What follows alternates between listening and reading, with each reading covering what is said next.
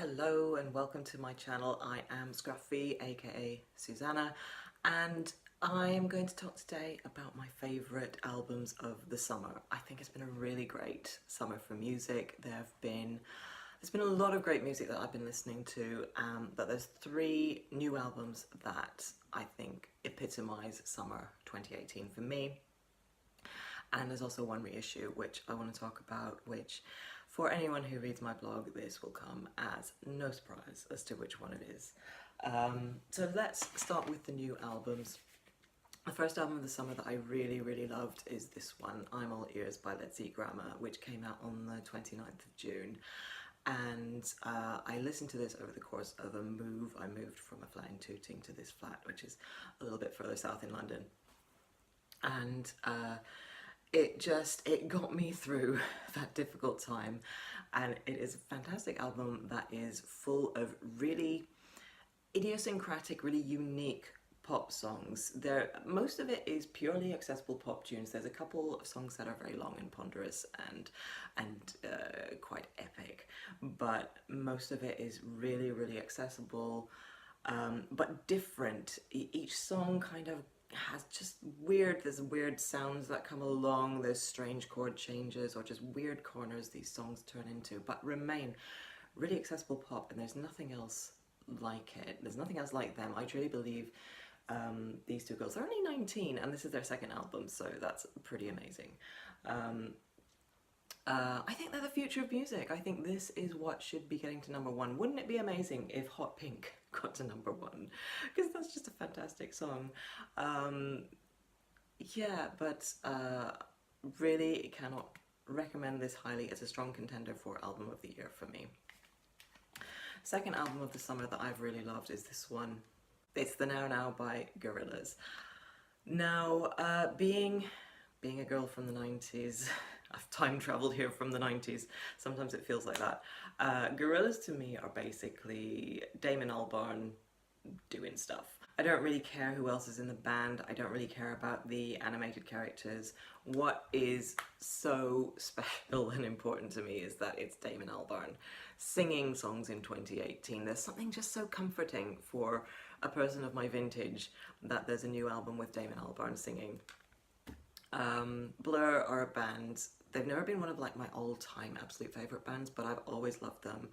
I bought all their albums, I think, apart from The Great Escape and the most recent one, The Magic Whip. But I saw them live 3 times, and I so remember they've been able to be longer actually than a lot of my absolute favourite bands, and so Damon's voice is just sort of something that is so evocative of like periods of my life, especially when For Tomorrow came out. I remember I was 18 and in Australia and just desperate to be in London, and that song epitomised everything about London and London life and just made me really want to be in London, and so did the whole kind of modern life is rubbish era. And it took me 3 more years to get to London, but you know, here I am. I've been here 21 years now. Yeah, when I first listened to this album, I thought, oh, you know, it's very light, breezy. I listened to this when I'd already moved, and it was during the really horrible heat wave, and it was just a Sunday, and I was completely wiped out, and I put this album on and listened to it, like, sprawled on this sofa. And I remember thinking, oh, this is perfect, summery, light and breezy, kind of groovy album. But listening to it more and more, it has a lot of kind of elements of melancholy and even menace to some of the melodies, and I find that really interesting and really compelling. I just wish the lyrics were in the booklet. I have a complaint about this one and the third one I'm going to talk to you about from this summer, is that there's no lyrics in the booklet. I want to go and look at the lyrics while I'm listening to the album and see what they're singing. It's part of the joy and the fun of buying the physical format. And yeah, so I was very disappointed that none of these 3 albums of summer 2018 had the lyrics in the booklet, especially the third one I'm about to talk about, which is Testament by All Saints. Now, All Saints are a proper, there's the glare from my window, they're a proper pop group. You would expect to have the lyrics, that's a pop thing. Can I find a place without the glare? There we go. You would expect to have the lyrics in the booklet, but don't. It's just got pictures of them and their acknowledgements. So, you know, whatever they want to do, I suppose. But this is a fantastic album. This came out later in the summer, sort of towards the end of July. And I'm just like really inspired by All Saints, to be honest, for quite a few reasons. But I mean, for a big reason is they're all very much a similar age as me. You know, we're ladies born in the 70s. And to see women of my age going out making fantastic pop albums, looking fantastic while they're doing it, is really inspiring. And I'm going to see them live in December, and I can't wait for that, because I've seen them live supporting Take That last year, which was amazing, but I'm really looking forward to seeing them at their own gig with their own crowd. Well, this is just an album full of brilliant pop music, and again, it's a pop of a sort of style and quality that is not really being made by young artists. It's a kind of more a classic kind of sound, but just so many really strong melodies, really strong tunes, and the lyrics as well, again, because they're women in their 40s, they've been through stuff. It's a really compelling listen for, you know, it's something I can really feel a connection with, and I especially feel a connection because the two Appleton sisters are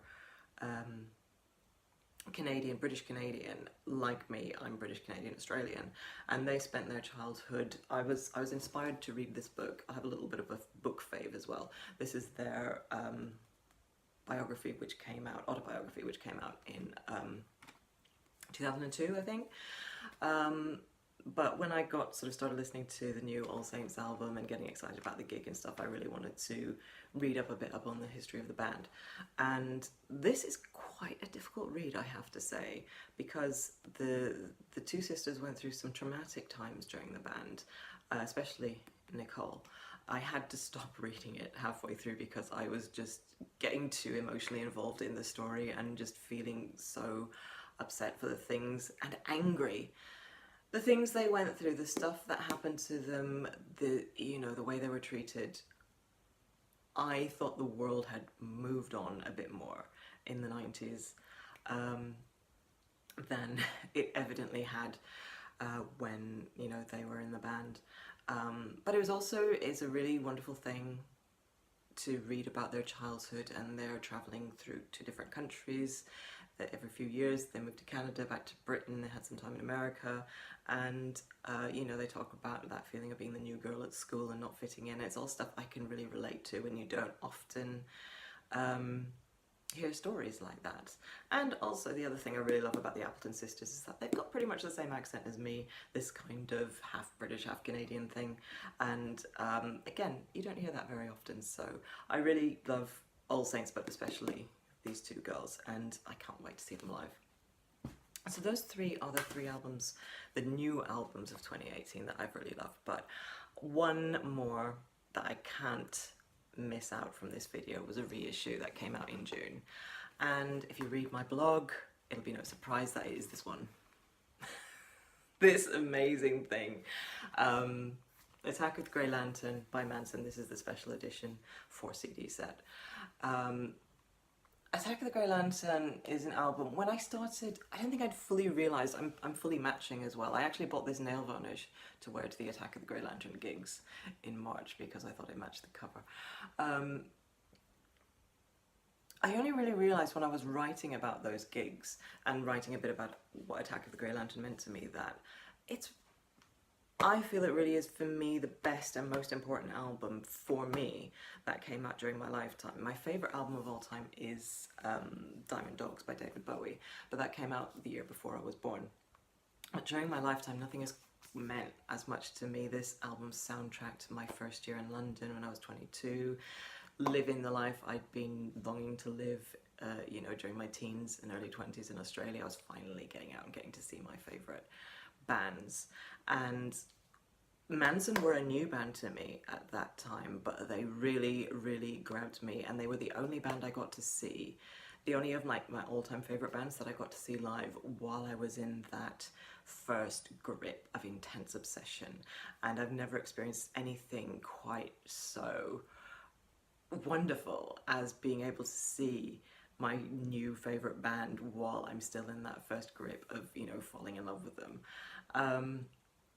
And that's what makes Mansun, you know, so incredibly special to me, because with the Manics, for example, I became a Manics fan in 1993, and by the time I got to see them in 1996, they were a vastly different band. You know, Richie was gone, and, you know, they were never going to be the same. They were still amazing, but I did really feel that pang of not seeing them live when Richie was in the band, you know, during the early years.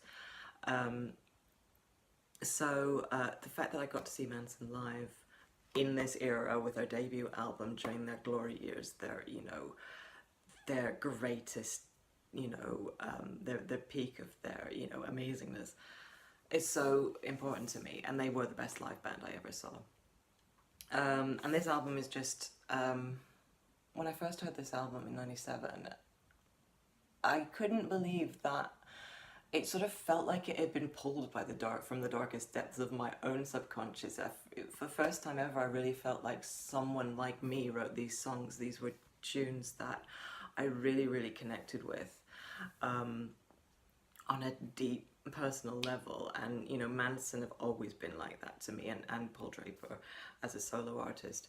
And speaking of Paul Draper, I did go and see him on the launch of this album.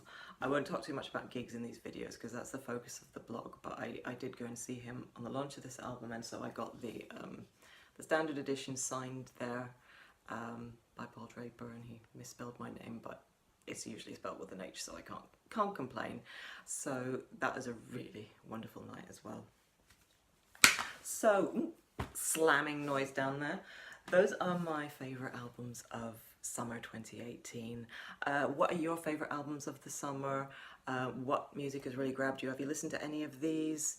Let's have a chat. Comment, like, subscribe, all of those things, and I will talk to you in my next video.